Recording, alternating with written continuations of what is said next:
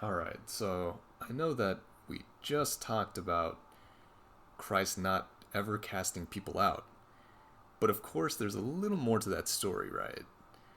We have to ask, who is worthy of Christ, really? Who is worthy?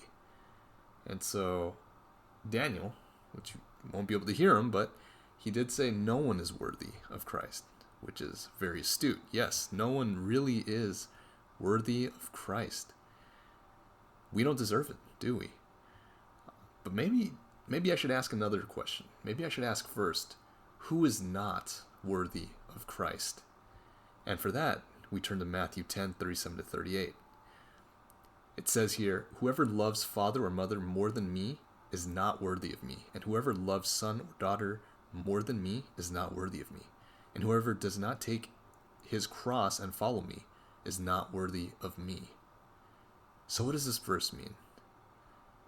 Does it really mean that if you love your parents or you love your children, that you're not worthy at all of Christ? Have you ever heard of what a straw man argument is? So, if you haven't, it's when someone says a statement and the person that is refuting that statement actually does not attack that statement at all, but refutes another point that they make up or bring up that seemingly is associated with the original person's point. So, in other words, let's put it in a different way. Someone who would attack what Jesus just said might say, why does Jesus hate parents or sons or daughters? Why does he hate them? And it's like, whoa, whoa, whoa, whoa. That's not what Jesus said. He said, whoever loves father or mother or son or daughter more than me is not worthy of me. He's not saying that you shouldn't love your parents or your kids, because obviously that's a good thing to do, right? You can love them for a multitude of reasons. Kids came from parents. Parents birthed kids. They're blood relatives. You should love them because they're your blood relatives. You should love them because they took care of you, and hopefully you'll take care of your parents later, right?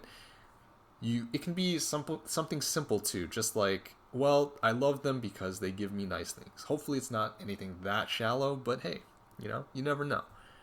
Um, I guarantee you though that the reason that Kevin, Aaron, John, me, we love our families, we love you guys.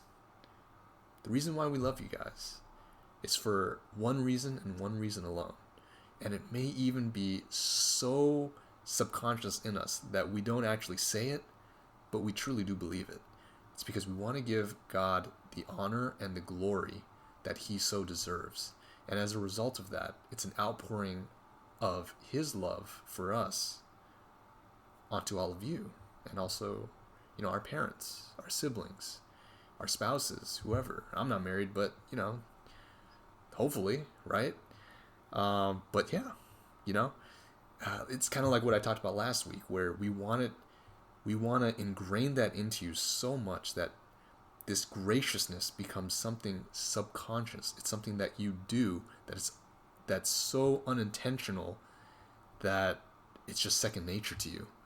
And instead of unintentional sin, right, that's going to be an unintentional graciousness. That's even better, right? And so, why does Jesus say this, right? Why does Jesus say that? If anyone loves father, mother, son, or daughter more than me, they're not worthy of me. Well, it's because Christ is infinitely more worthy than any of our family members. And that's the only suitable response, because if we treasure him as the supreme treasure, then out of that love will flow more love for others, right? Just graciousness, being gentle and lowly. And our responses should dictate as such. So to show that side, let's read Luke 7, 6 and 9. Right, this is about the centurion. He says, "Lord, do not trouble yourself, for I am not worthy to have you come under my roof." And Jesus said, "Not even in Israel have I found such faith." Look at Jesus' words. He says, not even in the whole of Israel have I found such faith. In other words, Jesus is saying, you, my son, you are worthy of me. It's not Thor because he can hold up the hammer. It's not Wonder Woman because she's the strongest woman in the world, the chosen Amazon, this and that, can slay Zeus and other gods that are in the DC universe. It's not that. These people already have their egos inflated. They get praise all the time, in their world, of course. So why would they even think of coming to Christ? It's true that Christ does not cast out. So if any of these people were real, let's say the prettiest woman in the world or the richest guy in the world, if they actually do come to Christ, truly, truly believing it, then of course they will be saved. Christ will not cast out. But he does know your heart. And God does know, well, because he created all of the physics of the world. He created kind of all the rules of the world, right? He's sovereign. He knows that the people that are wealthy here on this earth, the odds of them being saved, the scale is tipped not in their favor. And so you have to think about that. Because we find an instance in the Bible, in Mark 10:17-22. I won't read this one, but this is the story, the parable, or not parable actually, but just the story of the rich young ruler. And just to see, his reaction to when Jesus says, okay, well, if you really want to be saved, go ahead, go sell all your things, give it to the poor, and then follow me. And we know that he either didn't do this or didn't want to do this, because what happened is he walked away saddened because he owned a lot. He owned a lot of property. He owned a lot of, I can only imagine, art and, other things. But the moral of the story, isn't that if you're rich, you have to go sell all your things and give it to a poor person, or give it to the poor just in general, and then come and follow Jesus. That's not really what he's saying. It's more about the heart condition. To enter the kingdom of heaven requires you to really treasure Christ above all other things. If you can't do that, if you're unwilling to do that, then you won't be able to get into heaven.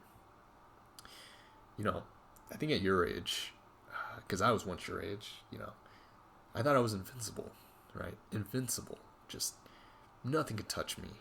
Young, I wouldn't say at the prime of my life, but pretty strong, right?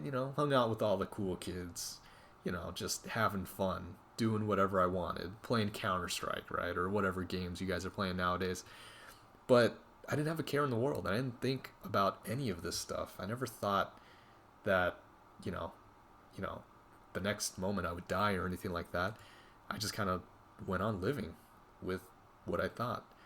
And I do believe that the young, I guess women, do kind of grasp this a little easier than the men, and they mature a little more than the young men here, because I've seen it.